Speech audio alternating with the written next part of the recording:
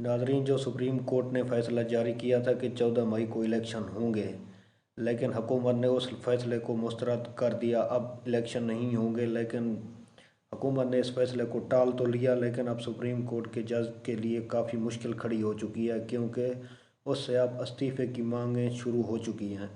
उन्हें कहा जा रहा है कि आप इस्तीफ़ा दो और आप घर चले जाओ, आपने कानून की खिलाफ वर्जी की है। और वहाँ से टर्मिनल जज जो उनके साथ बैठे होते हैं, उन्होंने भी एक नोट जारी किया जिसमें उन्होंने कहा कि आपने जो ये फ़ैसला किया, हम कह रहे थे कि ये गलत है, आप सियासी मुदाखलत कर रहे हैं। और ये भी उनकी जानिब से कहा गया कि हमने कहा था कि इस पर कोई अज़ खुद नोटिस नहीं बनता, लेकिन हमारी नहीं मानी गई। और उन्होंने मज़ीद ये कहा कि हम सोच रहे थे कि सुप्रीम कोर्ट ने माजी के फ़ैसलों से कुछ सीखा होगा, लेकिन ऐसा नहीं हुआ। जैसा कि पहले फ़ैसले किए जाते थे, आज भी वैसा ही हो रहा है। और उनके मुताबिक तो ये बात ज़ाहिर हो गई है कि ये जो इलेक्शन का मामला चल रहा था, ये कानून के मुताबिक इसका फ़ैसला नहीं किया गया, ये ज़बरदस्ती हुकूमत पर थोपा गया। और पीडीएम इसमें कामयाब रही। उन्होंने असम्बली में जो इजलास बुलाया था वो उनका कामयाब रहा। उन्होंने वहाँ पर इस फैसले को अक्सरियत से मंजूर किया और हमेशा के लिए इस फैसले को ख़त्म कर दिया। अब इस फैसले की कोई हैसियत बाकी नहीं रही और सभी अब नाराज़ हैं चीफ जस्टिस से। उससे इस्तीफ़े मांगे जा रहे हैं, लेकिन इस्तीफ़ा तो नहीं देंगे।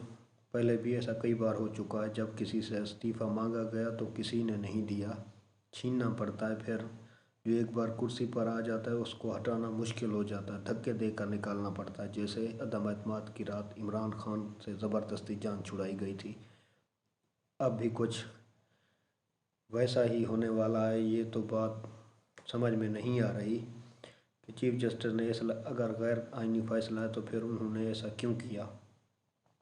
अतरमिनल्ला ने तो साफ ये बात वाज़े कर दी कि आइन की खिलाफ वर्जी की गई है और इसमें कोई दो राय बाकी नहीं। तो अब जब अंदर से ही आवाज़ें उठने लगी हैं तो सुप्रीम कोर्ट की इज़्ज़त पर एक बहुत बड़ा ख़तरा मंडला रहा है। ये जो इल्ज़ामात लग रहे हैं, ये चीफ जस्टिस के एक गलत फ़ैसले ने इतनी बड़ी अदालत को एक बार फिर अवाम के लिए अफसोस की खबर बना दिया। तो मज़ीद फवाद चौधरी जो लगातार बयानात देते हैं, आज उनसे पूछो तो वो यही कह रहे हैं कि ये सब पीटीएम की साजिश है, हम कामयाब नहीं होने देंगे। जब इन जनाब की ख़ुद की 3.5 साल हुकूमत रही तो उस वक्त इन्हें कोई समझ नहीं आ रही थी। ये इस्लाम के फ़ैसले भी साइंस के ज़रिए कर रहे थे। उस वक्त इनको पता ही नहीं था। इनके ख़्याल में यही था कि अब हमेशा के लिए हुकूमत इनके पास आ गई, अब इन्हें जाना नहीं पड़ेगा।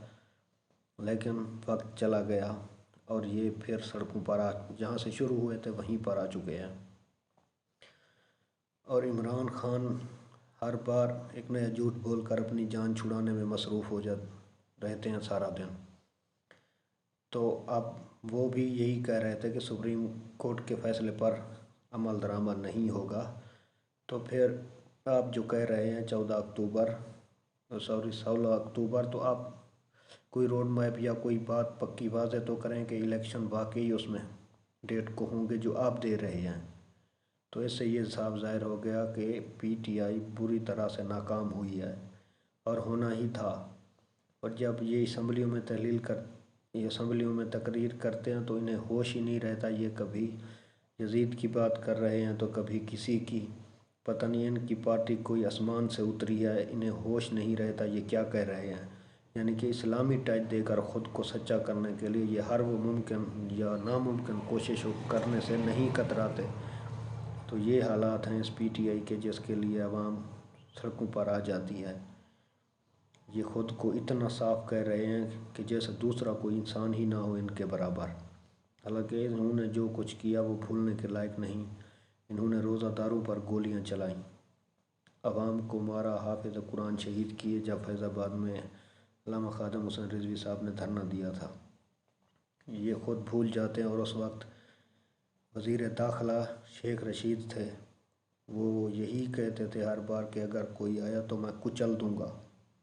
जिसको ख़ुद गिरफ़्तार किया गया तो उस वक्त वो गले लग कर रो रहा था, जो धमकियां देता है अब आवाम को।